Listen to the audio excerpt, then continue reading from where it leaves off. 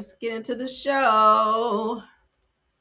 Let's get into the show. Y'all, if y'all don't mind, I want to do my video off camera tonight because I'm hella tired, okay? Thank y'all so much. All right. Let's get into it. Let's get into it. We have a few topics. Not going to hold you guys long. Of course, everything said in this video is alleged and in my opinion and is used for fair use and entertainment. Thank you guys for all being here. All right. Thank you, mods. I see you guys in the building. Let's get into it. Of course, no, these guys who were on the island with Nolan Wells, so-called friends, sat down with Race Batum Tatum. You guys, this interview looks hella suspect and suspicious. But we're going to take a look at it because, child, I don't know why they keep doing interviews. Like, when there's an open investigation, everybody needs to just shut the hell up. But apparently they can't do that. So let's go ahead and chop through these damn lies. Shout out to Ask a Black Man. Nolan Wells' friends sit down with Officer Race Batum Tatum and discuss recently released phone call audio and their actions while on the boat. So let's get into what they're having to say because, yeah, let's go. What is your thoughts on that phone call to Cito? Some people have gone out and done enhancements to the audio, and in doing that, created a transcript manually. It doesn't appear that the transcript was derived from an automated system or have any, in my opinion, real integrity with it. So what do you guys think about that audio? Well, I can go ahead and say that as you posted that clip of all of us on the boat, as it's rolling, not rolling, but right there sitting in the water, Wyatt's on the phone with Cito in that clip. I mean, he's on the phone. Wouldn't you think that you would have seen Nolan on the bottom of on the floor or something, or scrambling around, or everybody in a small space on the boat looking at him or something? I mean, it's just so crazy to think that. Why would we call Cito? What is your thoughts on that phone call? We have a dead body on the boat. I mean, why would we call the Coast Guard? Why would we do the things we did if we know we killed somebody? I think people, regardless of who it is going to believe what they want to hear. If they want to believe that my friends and I had something to do with Nolan dying, then they're going to believe that regardless of what you put out. But you put out, Brandon, that a clip of the boat when Wyatt was on the phone with Cito, and it is boldly clear that Nolan was not on the boat with us. You can literally almost see down to the deck. And as you can see in that picture, everybody is completely casual while Wyatt's on the phone with Cito. Yeah, we were scrambling around trying to get the boat fixed, but the guys were, in the video, you can see me, I'm sitting on the bow. If there was someone dying on the boat, why would everybody just be sitting there waiting to either get towed in or in the first place, like Jack said, why would Wyatt call? We have a dead body. It's crazy. The reason we turned down Coast Guard is, why would we call Coast Guard if Cito could pull us in? But we fixed the boat and we ran into Fort Bayou, and that's it. The Cito call was completely enhanced, and these people just want to believe what they want to hear. And that's exactly what they're doing. So it's just crazy to me that people have tried to twist this and twist the audio. When we came out with the first interview, it debunked half these lies, and now you don't hear about any of it. You don't hear about the pool party because it was on June 27th. You don't hear about anything else that was mentioned. Thousands of lies. And now, the audio comes back, and all of a sudden we can hear Nolan yelling in the background, screaming, we're screaming about how he's dead. That's just a complete lie. And it's another lie to push this narrative that people don't want to turn down. It's insane to me. First of all, with respect to Warren,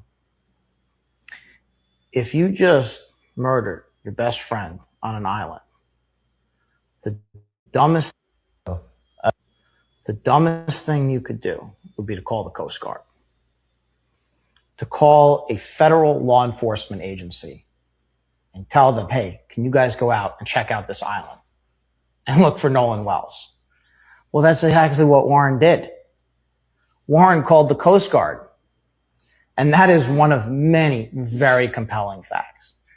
He got back and he called the Coast Guard. Does that sound like a guilty man to you? All right. Now, these are all American young men, incredible young men. And they did a lot more than just that. I won't go through all of it now, but they did a lot of heroic things after the fact. And they did the best they could. And they tried for their dear friend. All of their actions are the actions of innocent men, not guilty men. And again, they are categorically, completely, and totally innocent. The dumbest thing you could do would be to call the Coast Guard. To call a federal law enforcement agency and tell them, hey, can you guys go out and check out this island and look for Nolan Wells? Well, that's exactly what Warren did. Warren called the Coast Guard. Do y'all buy any of this bullshit? Now I'm gonna go back because I want y'all to We have a dead. What is your thought? Bullshit. Again, why are y'all still fucking doing interviews? And why? And Warren, if you sitting up saying that it doesn't matter what we say, people are going to believe what they want to believe. So why keep doing fucking interviews? Let the investigation do what it's doing. Let the federal investigators do what they're doing. Let the DA do what they're doing, and everybody that's involved in doing this. Why are y'all keep doing interviews trying to convince other people otherwise? Right? Audios. I feel like those are y'all voices on there. I've seen videos. Hell, I saw a video today on TikTok where it looked like Nolan's arm or somebody's foot might have gone up on the boat while y'all saying if we killed somebody, then wouldn't someone be laying on the floorboard of the boat? Well, I did see that. I saw that. I could actually pull it up right now.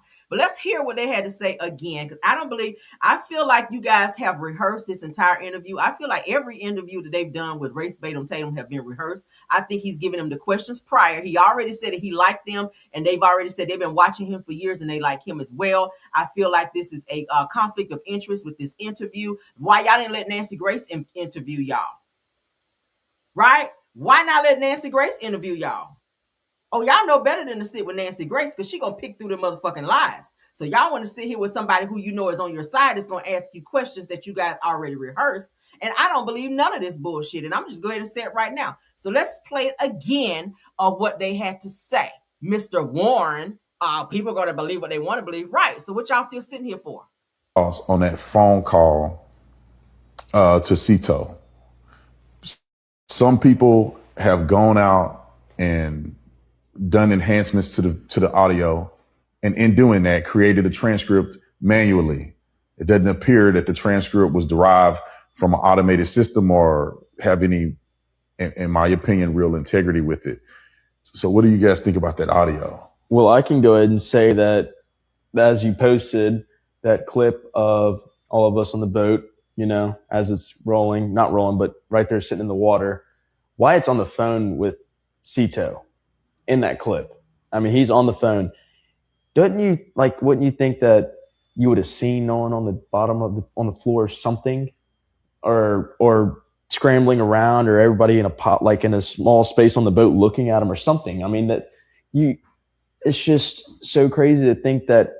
Why would we call Cito? What is your thoughts on that? What's the reason for Bart saying that he wasn't even there and he hadn't even been to that city in over a year when clearly he was called out on that same video? Why y'all didn't explain that? Why didn't you ask that question, Officer Race Batum Tatum? Right?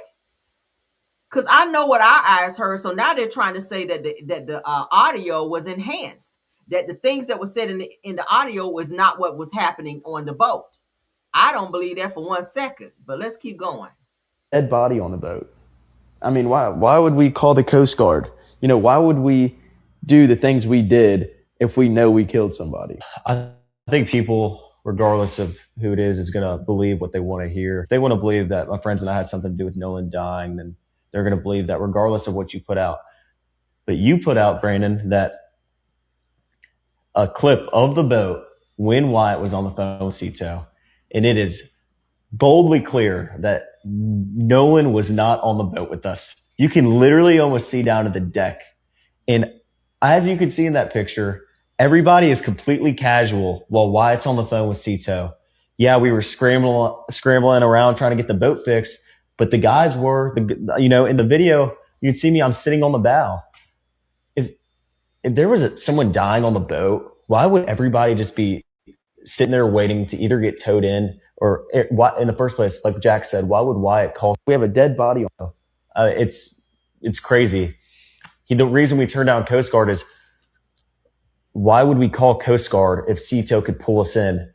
But we fixed the boat. But you had already called the Coast Guard. So like you said, if y'all could fix the boat and y'all already had other accommodations, then why even bother Cito? Y'all were on the phone with Cito for quite some time. So why weren't you guys there? Cito said they never even came out. So why did y'all cancel Cito if you guys were in such a panic and that's who you originally called? Because obviously you needed them. That's why you called them. So let's continue. Because Grandpa said there was nothing wrong with the boat, right? Wyatt's grandfather said that there was nothing wrong with the boat. We've already heard that. Child. And we ran into Fort Bayou, and that's it. The Cito call was completely enhanced, and these people just want to believe what they want to hear. And that's exactly what they're doing. So it's just crazy to me that people have tried to twist this and twist the audio. When we came out with the first interview, it debunked half these lies, and now you don't hear about any of it. You don't hear about the pool party because it was on June 27th. You don't hear about anything else that was mentioned. Oh, so y'all watching social media now to see what people are saying about you guys. And listen to him. We don't hear any of that. You don't hear any of that. Now, how do you know what's being said out there? You guys are combing the internet to see what people are saying so y'all can go back and do interviews and debunk what other people are saying so y'all don't look guilty. That's what you're doing. They are listening to every fucking video out there. I promise you they watching. Thousands of lies. And now, the audio comes back and all of a sudden we can hear Nolan yelling in the background, screaming, we're screaming about how he's dead. That's just a complete lie. And it's another lie to push this narrative that people don't want to turn down. It's insane to me. First of all, with respect to Warren, if you just murdered your best friend on an island, the dumbest... It's crazy. I don't believe nothing they're saying. Sorry. The dumbest thing you could do would be to call the Coast Guard. To call a federal law enforcement agency and tell them. But they did call them and cancel it. Maybe because they realized what they did. Right? I don't think shit was wrong with the fucking boat. Because if you saying that there was water all up by the battery and the boat wouldn't go at all to where y'all needed someone to tow the boat, and then just out of the blue, the boat is just like flying across the damn ocean. You said y'all were going 40, 45 miles per hour just out of nowhere. So how do y'all go from having to be towed to y'all driving the boat back to the damn island? And then the grandfather of Wyatt, whenever he called, because it was his boat, Jerry Atkinson, I remember the name. Jerry Atkinson is the man who owns the boat. The grandfather of Wyatt said that there was no emergency with the boat. So explain that. And then what's pissing me off is Race Tatum ain't asking all the questions that's connected to this. You're sitting back watching social media and everything is being said, but you're not asking these boys these questions. It's a one-sided Can you guys go out and check out this island and look for Nolan'S? Well, that's exactly what Warren did. Warren called the Coast Guard. And that is one of many very compelling facts. He got back and he called the Coast Guard. Does that sound like a guilty man to you? Mm-hmm. Right. Now, these are all American young men, incredible young men. And they did a lot more than just that. I won't go through all of it now, but they did a lot of heroic things after the fact. And they did the best they could. And they tried for their dear friend. All of their actions are the actions of innocent men, not guilty men. And again, they are categorically, completely, and totally innocent. The dumbest thing you could do would be to call the Coast Guard. To call a federal law enforcement agency and tell them, hey, can you guys go out and check out this island and look for Nolan'S? Well, that's exactly what Warren did. Warren called the Coast Guard. And that is one of many very compelling facts. He got back and he called the Coast Guard. Does that sound like a guilty man to you? Absolutely. Right, now, these are all American young men, incredible young men. You don't give a hot damn if they was from Russia. Bottom line is y'all asses look guilty. Every one of y'all, especially Warren. We all know that you guys have been prepped. Y'all have, listen, first of all, Warren, your mom is a judge. So we already know she prepped you for this interview, right? We also heard that watch that you're wearing, that same watch that you wore when you originally interviewed with Race Tatum had some type of recording device where you're recording all of these fucking interviews anyway. I don't believe shit y'all saying on here. Every one of them look guilty. Every one of them look guilty. Body language, all of it. If you guys did nothing and Warren and Nolan was your friend, why y'all didn't go and pay your respects to this boy's funeral and say, fuck what everybody else got to say, like you're doing now? You're sitting up boldly doing interviews, but you didn't step foot in that damn funeral to show your face and pay any respects to your friend. You didn't go up to his mom and say, listen, I'm sorry that this happened to Nolan. We are just as heartbroken. You didn't do none of that shit. You ain't send no flowers. You ain't send no cards. Y'all didn't do a motherfucking thing except go home and delete, post, and deactivate your fucking accounts. Every one of y'all look guilty. All of the evidence, I'm just saying, in my opinion, make you guys look like y'all had something to do with it, or you know something that you're not saying and you're not telling on somebody who might have done something that you may know about and or may have seen, because now all of you guys are going to be in trouble. And it's all it's going to take is for one person to talk. And it's going to happen. It's going to happen. Everybody's going to keep applying pressure. That's why they want people to shut up. That's why they lawyering up and trying to make it's a scare tactic to make people be quiet, to say you're going to sue people for giving their opinion that constitutionally we are required to do.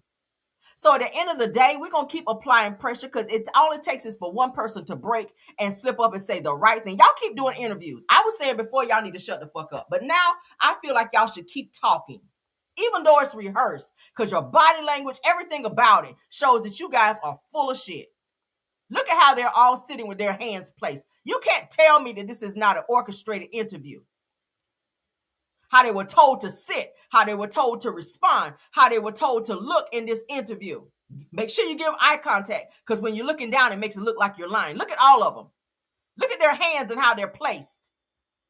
All of this shit is orchestrated. I don't believe nothing.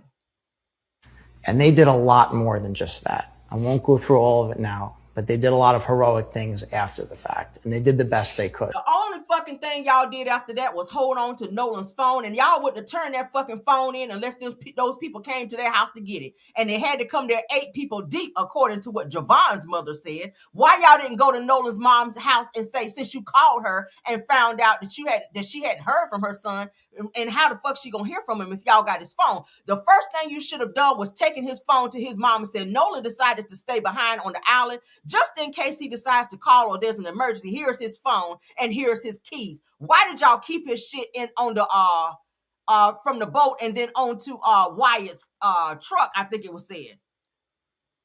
Why did they have to come there 8 people deep and then and aggressively ask for the phone? She said they asked multiple times, and it took y'all 15 to 20 minutes to go outside to the fucking truck and bring the phone back. Why is that? And now Nolan's mom said that there's nothing on his fucking phone. Y'all did some shit, allegedly.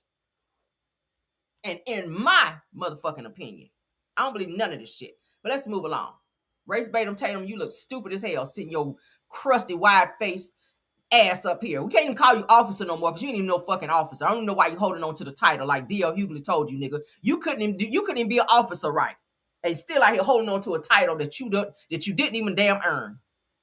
You can't even be a damn security guard no more, sitting up here. And you're not no good interviewer either, in my fucking opinion. Let me interview their asses. I bet you I'll crack this case. They won't sit with me because I have every fucking question everybody want to ask y'all asses. But let's move along. Let's get into Kandi Burruss, because she is firing back at the mean girl rumors and called out the real bullies. Now, as you guys know, on this past reunion, on the first actual episode of, or part 1 rather, of the reunion, it was said that K. Michelle made a name for Kandi Burruss and her friends, which would have been Rashida. And I want to say she's calling them mean girls. So Kandi is speaking out because this is not the first time Kandi's been called a mean girl. Y'all know Tamar recently called Kandi a mean girl as well when they had their disagreement at some type of award ceremony where Tamar tried to hug Kandi. Kandi rolled her eyes and kind of dismissed her. So, of course, Tamar went on a platform and called Kandi a mean girl and said all types of things about her. Kandi fired back, calling her a bitch and da-da-da-da-da. Y'all know we covered it here. But let's get into what Kandi had to say. Shout out to the Jasmine. I feel like people are starting to make this thing that I'm a mean girl. And my thoughts to that are the people who have perpetuated that I'm a mean girl are mean girls. Like, how y'all gonna let somebody who publicly be talking crazy about me left and right, or dogging me, like how y'all gonna let that's giving bully energy, right? How you gonna let them? She's not the only one. Like, the person in the we don't have to say their name, but we know. We won't say their name. But even it's been others who try to give like I'm a mean girl. I'm like, but the ones who are saying that are mean girls. Yeah. Like, we have like literally camera footage of them being mean girls. Yeah. Like, are you kidding me? And what I see you doing is not being a mean girl. What I see is you setting boundaries for yourself. And you saying, I'm not going to accept this behavior. I'm not going to accept you treating me some type of way. It's a boundary being set. And with boundaries being set, that means you're not going to like it. Yeah. It's not for you to feel comfortable. It's for me to feel comfortable. You're right. So I'm setting them, and it's making you feel uncomfortable. Yeah. So that's how I view it. As long as I was on the show, I probably was the only housewife that didn't have the camera roll back on them. So you can never, 14 years of you see me standing on truth, standing on facts, all them years, but somehow people be like, oh, I know she had to be lying about that. Why? Right. Like, it's so many things that I've told the truth about that are uncomfortable for other people. Why y'all just want me to, just because it may be your fave or whatever, you want to try to make me wrong in a situation, which is fine, because when I am wrong, I don't care how you feel about it. You know what I'm saying? So I'm not gonna lie. Okay, so there you heard Kandi. She said she ain't about to be she ain't about to be changing shit for nobody, and that's just how she feels. And if people want to feel like she's a mean girl, so be it. She's setting boundaries, and she's not allowing people to continue to play in her face and run over her. So I respect it. Let's move on, though. Okay. We all know who she's talking about, though, when she didn't want to say the name, because she said she wasn't giving Tamar any more clout. We know she was referring to Tamar because she's the initial person who came out to call Kandi a mean girl. So let's move on. Now let's get into Porsha, because Porsha is sitting on a platform, child, and people are just like, listen, girl. A lot of people saying Porsha is full of shit for this particular interview right here. So she says, finding yourself. Let's go ahead and share so y'all can see with me. Why everybody want to be doing interviews now? They done pissed me off with this Nolan'S damn interview with these boys. I'm trying to come down from that little high because, baby, I'm ready to windmill on somebody's ass behind that one. But Earn Your Leisure, shout out to them. It said, defining yourself after divorce led Porsha to start a luxury hair company. Child, let's get into this bullshit with Porsha. Y'all ready? Let's go. I work best when I'm being authentically myself, okay? I cannot sell you anything that I don't believe in. And so I was like, you know what? Going through divorce, I'm changing my hair. Our hair is an extension of us as women, Black women, whatever you are. It's an extension of who we are. It's how we express ourselves. And I was using it to move through finding myself again after the divorce. Curly hair, oh, I'm fun, a bob, I'm business Porsha. It was me identifying myself. I said, well, if it's empowering to me, I can use this same product to empower other women. And I started to, do research and figure out a way to get into the hair industry. And I realized, I said, you know what? If I have a story, so the brand was me. The story was going through a divorce. Now I'm starting a hair company. And the business now makes me an owner is Go Naked. And that's when I decided, I'm going to do this. I'm going to put 100% into it. As a celebrity, I'm going to put myself in front of this brand and I'm going to push it. But I think a lot of people, when they have social media, they're all about growing their followers, etc. And they don't think about, how you need to turn that. Because at the end of the day, us as women, Black women, we need to have our hands in all kinds of business opportunities in order to make money, in order to have generational wealth. And I realized that if I'm going to be on this TV, I don't know how long it's going to last, but if I'm being on this TV, I want to make sure that if it ends tomorrow, I am set up and my future is set up, and I am, in alignment with generational wealth. So that's really how it happened for me. I work best. I respect that, but also understand it in business. You got to spend money to make money. So you don't be like Pinky Cole out here opening up too many damn businesses and get caught up in having to file for bankruptcy because you are overspending and you're putting out more than you're bringing in. So that's some tea there. Because Porsha, I know you got your Go Naked hair, you got your bed sheets, you got something else going on as well. I forget. But and all of that's great. Not to say that a person can't start a business or maybe manage. You want to be very mindful of how many businesses you try to open up, because you still got to spend the money to buy the product in order to sell the product. It's got to come from somewhere. So you don't want to overextend. In addition to all of the debt that Simon has left behind in said house, that you also got to catch up, because there's several liens that you still got to pay off up to almost $200,000 or so. And let's not forget about the taxes and all of that shit that you got coming up. So Porsha got a lot of money that's getting ready to come out here very, very soon, before February of 2027, I was reading. So I don't know if this whole Simon giving this quick deed was a whole flex for her, because yes, she did get 1.5 mil, but are you going to spend that on deeds and taxes and all of that shit? Because now you are the sole owner of said property. And Simon set it up that way through his attorneys, because he told him, I'm not paying shit. And the attorneys were supposed to be paid. So Simon said, hey, just put a lien on the house. He knows exactly what he's doing, right? He knows he can't come back to the U.S. So he got Porsha in a very sticky situation. So a lot of this money that you're making, my love, you get ready to kick out in order, if you're trying to keep this house. The best thing that I would have done, or that I will do now that I have the deed, if I were her, is to sell this fucking house, give Simon his part of the equity that she's supposed to give him per the prenup, and get the fuck on from this house, because you still got to pay for maintenance. I hear the maintenance is $5,000 a month.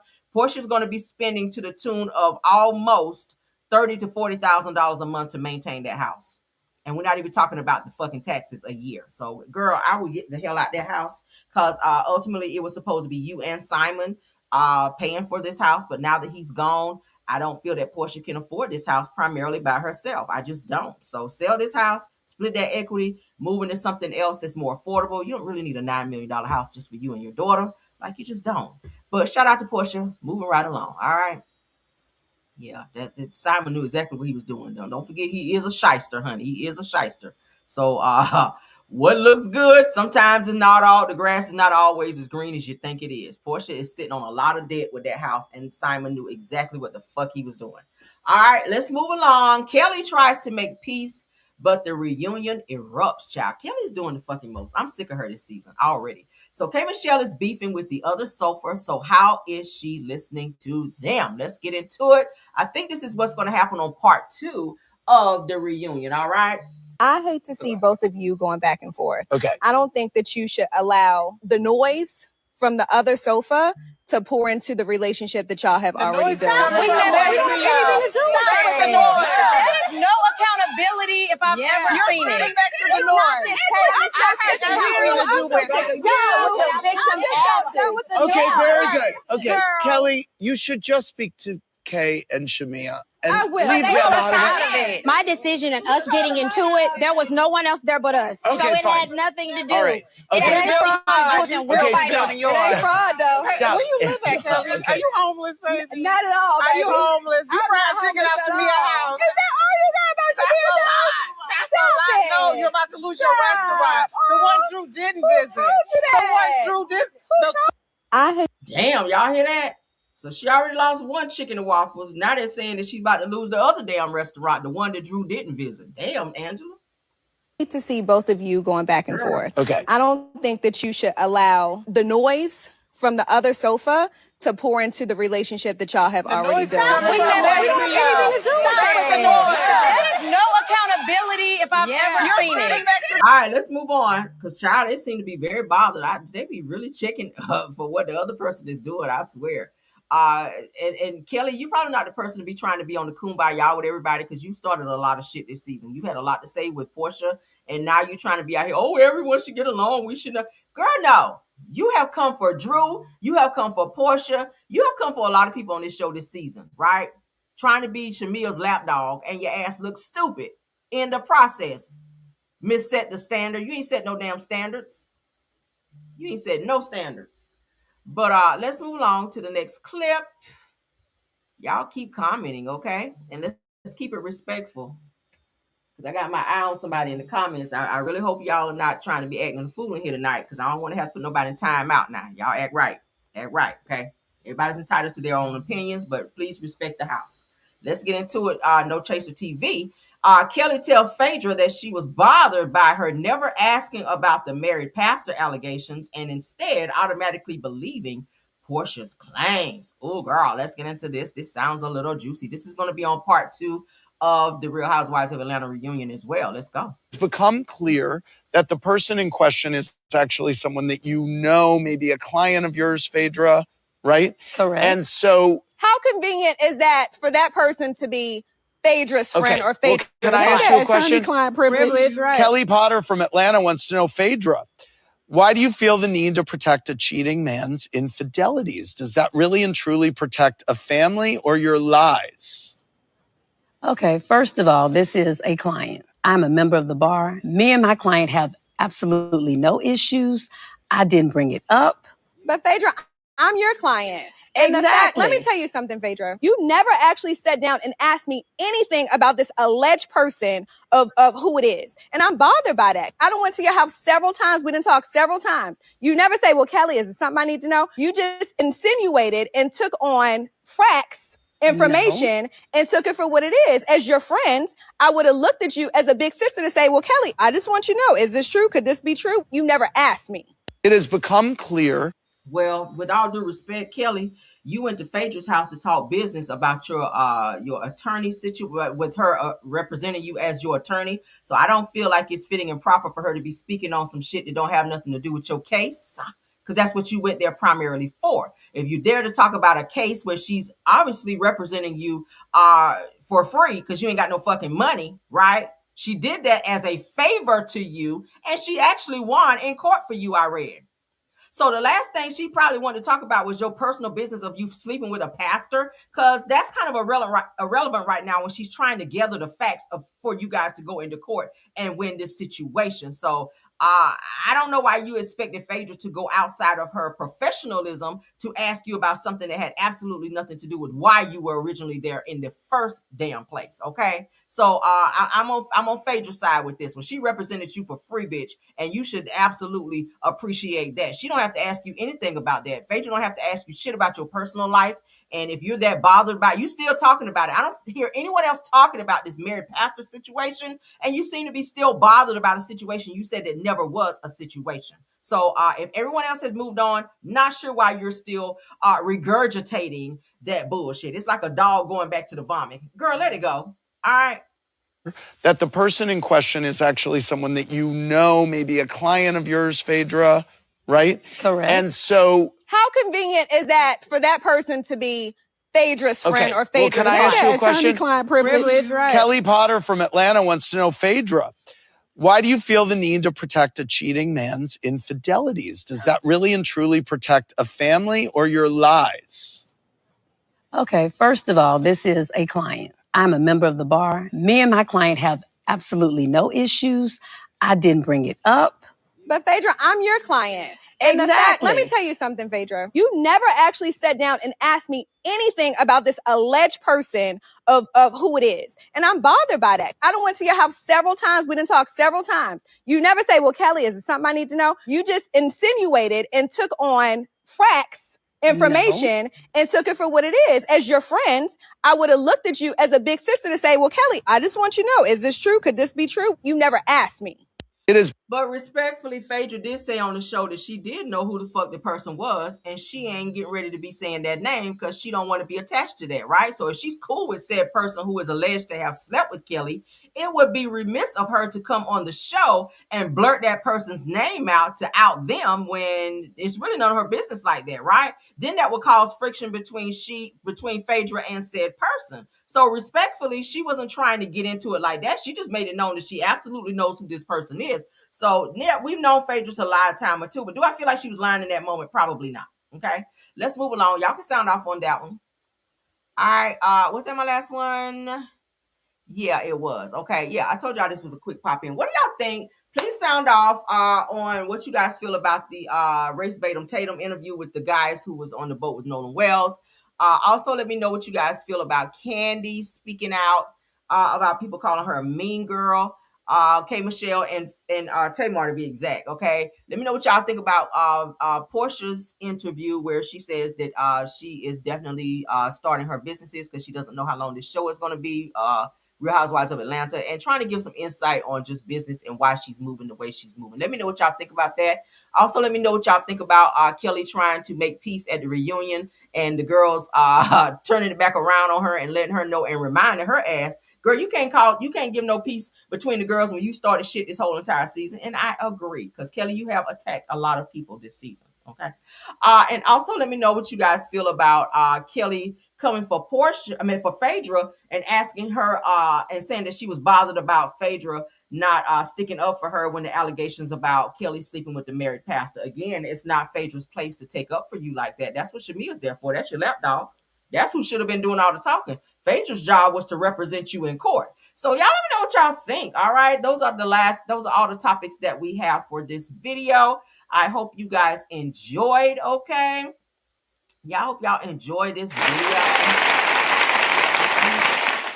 Piece of tea. Y'all, please don't forget to like the video. Thank you so much to my top flight mods for coming in. Y'all do such a good job. All right. My mods they are really hype. I love them. All right. So thank y'all, Tiffany Thomas, Rose Armstead, and True TV Podcast. Y'all do an awesome job. Thank y'all so much for working so hard. And also thank you to any content creators that joined this live as well. And of course, all my Caramelians. Y'all know I love y'all down.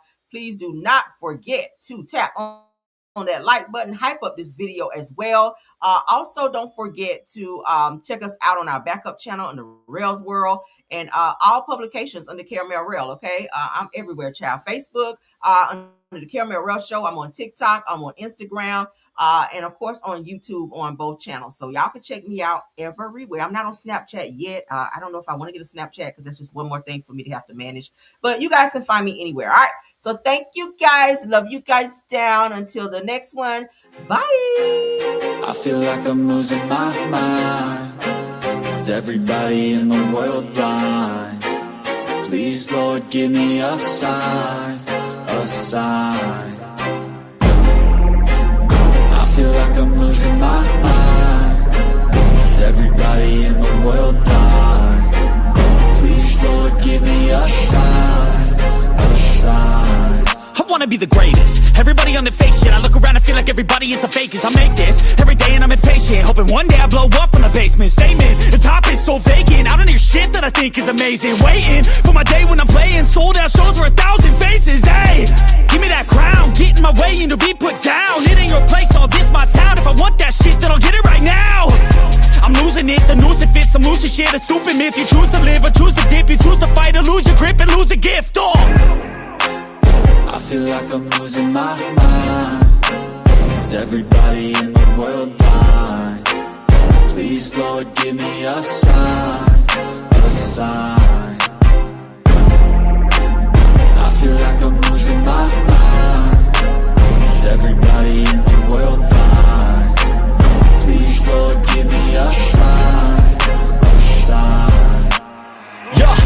There's no mercy in this world, just hunger-thirsty persons in different versions, each new update, that shit worsens. Why? Pull back the curtain and you'll see the different vermin. We all have different burdens that all seem to cause disturbance. Yo, so do me a favor, don't treat me like a neighbor. Don't need the different flavors of your problems just to savor. I've got my own issues, I need a comb to get through. Don't need to groan with you, just go get your own tissue. I feel like I'm losing my mind. Is everybody in the world blind? Please, Lord, give me a sign. A sign. I feel like I'm losing my mind. Is everybody in the world blind? Please, Lord, give me a sign. A sign. That's it, the end of the song. Next time you'll sing along. Trust me, there's nothing wrong. I just need to carry on, cause society's a myth put there to make you sit. Listen to what they give. Don't ask questions, shut your lid. Yeah, don't ask questions, shut your lid. I need to run away from this and go get off the grid. Feel like my brain is overloaded, man, I'm losing it. Don't let them tell you what to do, man, they don't know shit.